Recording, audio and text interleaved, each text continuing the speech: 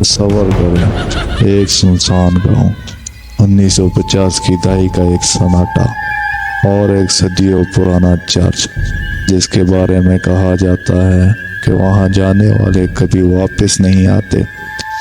لیکن دو دوست سورج اور دیپک خوف اور موت کی ان کہانیوں کو سچ یا جھوٹ جاننے کے لیے چرچ کا رخ کرتے ہیں۔ کیا وہ زندہ واپس آئیں گے یا وہ بھی چرچ کے محل راز کا حصہ بن جائیں گے؟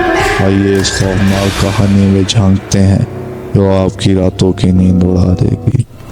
سواگت ہے آپ کا انسین ہارس میں، جہاں آج ہم بات کریں گے سورج اور دیپک کے بارے میں۔ سورج جو بے خوف، مہم جو اور ہمیشہ خطرے کی طرف پڑھنے والا نوجوان، وہ ان کہانیوں کو دیوانگی سمجھتا ہے اور زندگی کو سنسنی خیز تجربات سے بھرنا چاہتا ہے۔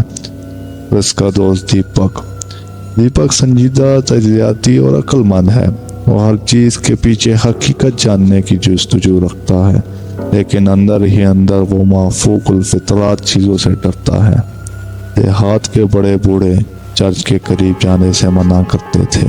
ان کے مطابق یہ چرچ شیطانی طاقتوں کا گھر تھا اور وہاں جانے والے کبھی واپس نہیں لوٹے۔ سورج نے ہمیشہ ان باتوں کو بے بنیاد سمجھا اور دیپک کو چیلنج کیا کہ وہ اس چرچ کا راز معلوم کریں۔ ایک سرد اور تاریخ رات کو جب گاؤں میں ہر طرف سناٹا تھا، دونوں دوست چرچ کے لیے روانہ ہوئے۔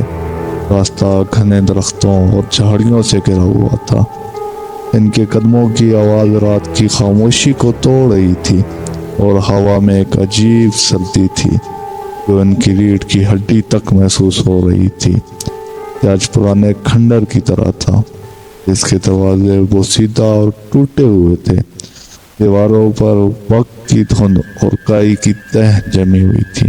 دیپک نے ایک ٹارچ نکالی اور کہا، یہ جگہ واقعی خوفناک ہے۔ سورج، کیا ہم واپس چلیں؟ سورج نے ہنستے ہوئے جواب دیا، ڈرپوک نہ بنو، یہ تو محض ایک پرانی عمارت ہے۔ جیسے ہی انہوں نے دروازے کو دھکیلا، چرچ کے اندر کی فضا بالکل بدل گئی۔ اندر تاریخی تھی اور ہوا میں ایک پراسرار سی اسمیل تھی۔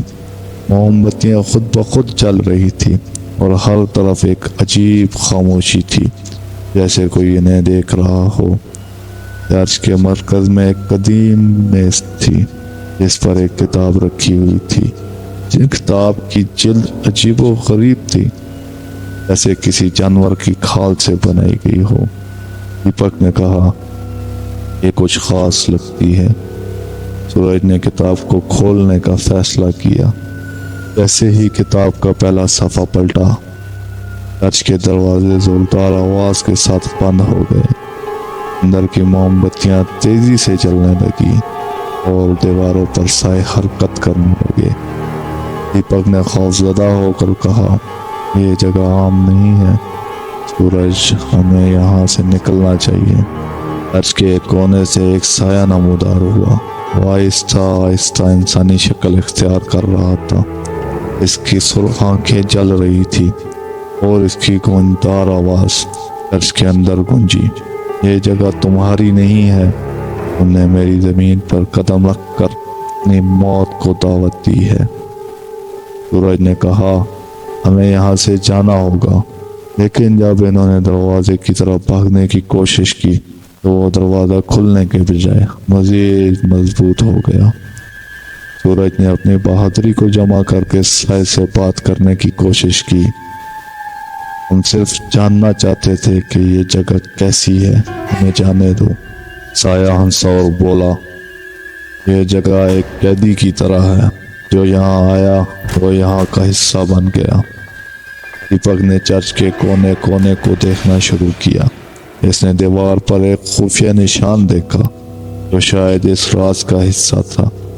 نشان کے نیچے ایک قدیم زبان میں کچھ لکھا تھا۔ دیپک نے جلدی سے کہا، یہ شاید ہمیں بچا سکتا ہے، لیکن ہمارے پاس وقت نہیں ہے۔ سایہ ان کے قریب آ رہا تھا اور چرچ کی زمین ہل رہی تھی۔ دیپک نے نشانی کو پڑھنے کی کوشش کی اور سورج نے کتاب کو اکٹھا کر آگ کی طرف پھینکا۔ جیسے ہی کتاب جلنا شروع ہوئی سایہ چیخا اور ایک زوردار دھماکہ ہوا۔ مکے کے بعد سب کچھ پرسکون ہو گیا۔ سورج اور دیپک نے خود کو چرچ کے باہر پایا جیسے کچھ ہوا ہی نہ ہو، لیکن جیسے ہی انہوں نے مڑ کر چرچ کو دیکھا چرچ وہاں تھا ہی نہیں۔ دیپک نے کہا یہ کیا تھا، کیا ہم نے اسے ختم کر دیا؟ سورج نے جواب دیا شاید یہ کبھی ختم نہ ہو۔ اگر آپ کو یہ کہانی پسند آئی ہو تو ہمارے چینل انسین ہارر کو سبسکرائب کریں، ویڈیو کو لائک کریں اور اپنے خیالات ہمارے ساتھ شیئر کریں، اور ایسی کہانیاں سننے کے لیے ہمارے چینل کو وزٹ کریں۔ شاید آپ کو بھی ان کہانیوں کے پیچھے چھپے راز معلوم ہوں۔